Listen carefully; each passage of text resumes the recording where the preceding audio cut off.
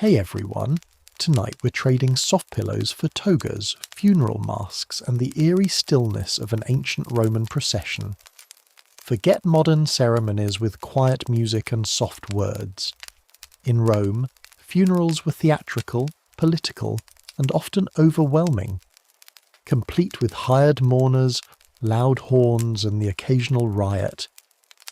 Imagine waking up to find yourself expected to wail convincingly in public, carry a heavy wax mask of your great-grandfather, or walk barefoot behind a chariot while someone recites your failures aloud, and that's before the cremation starts.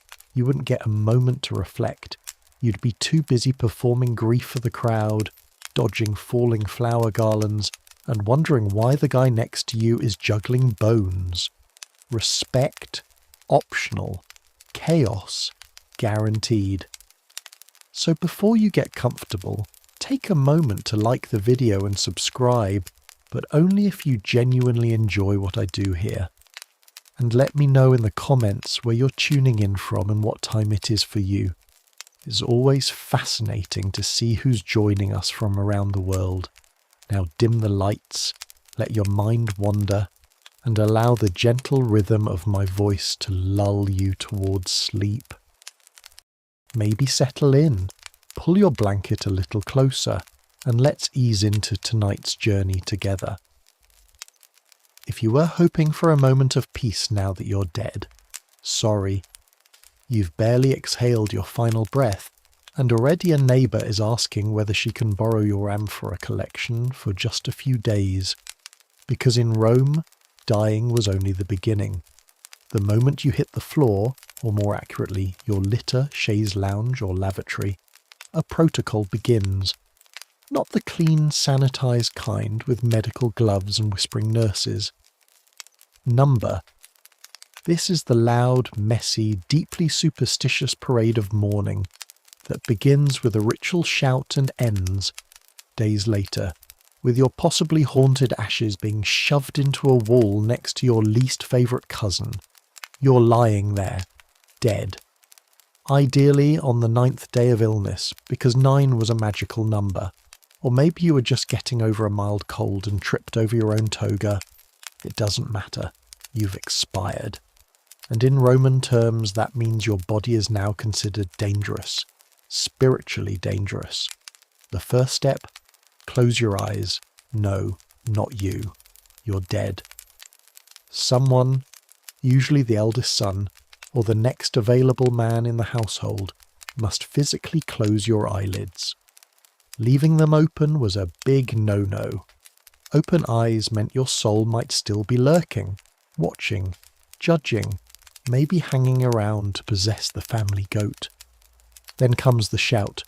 Yes, someone must call your name 3 times, loudly, conclamatio, to inform the underworld you've officially clocked out of life.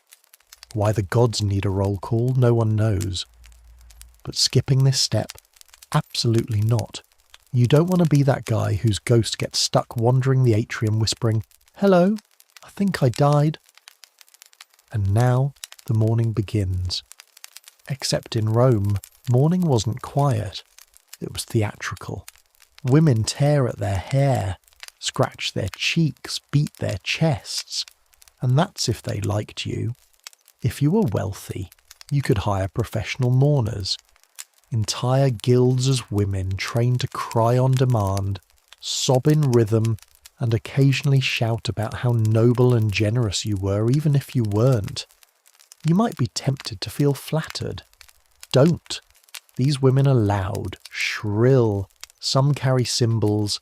They have one job and it's to ruin everyone's sleep. Also, the more dramatic the display, the more people thought, wow, he must have been important. If your funeral didn't wake the neighbours, were you even Roman? But the body isn't buried yet. No, no. First, it has to be prepared. Washed, usually in warm water, scented with myrrh or rosemary. Dressed in your best toga, preferably the white one with the purple stripe if you are anyone of note. Laid out in the atrium with coins over your eyes to pay Sharon, the underworld ferryman, a sprig of cypress by the door to warn guests of death within, and a constant stream of visitors coming to pay their not-so-respectful respects. Expect commentary like, "He looks thinner than I remember," or "Was this atrium or was this dusty?" Or, "Do you think his son will inherit the villa?" And then there's the will. Yes. It gets read almost immediately, while your body is still in the room. Prepare for drama. If you disinherited someone or left your fortune to a mistress or made a joke in the margins. To Gaius, I leave my collection of empty amphorae. He always loved useless things. It's all coming out now. And if you think that might lead to a lawsuit, congratulations. You've just unlocked the bonus level, posthumous court battle coming later. Your body's not ready. We haven't even reached the procession, the cremation, or the banquets. You still have several days left of being the main character, and ironically you're not even conscious for it. Let's imagine you died on a Tuesday. By Wednesday your home smells like rosemary, wine, sweat, and apprehension. Your neighbours have stopped pretending they're sad and are now openly speculating about who's going to get your garden plot. And your body? It's starting to settle, which means it's time to go, but not to rest, to parade. Because in Rome, funerals weren't subtle affairs. They were pageants, moving theatre through the narrow, overcrowded, gloriously unsanitary streets of the city.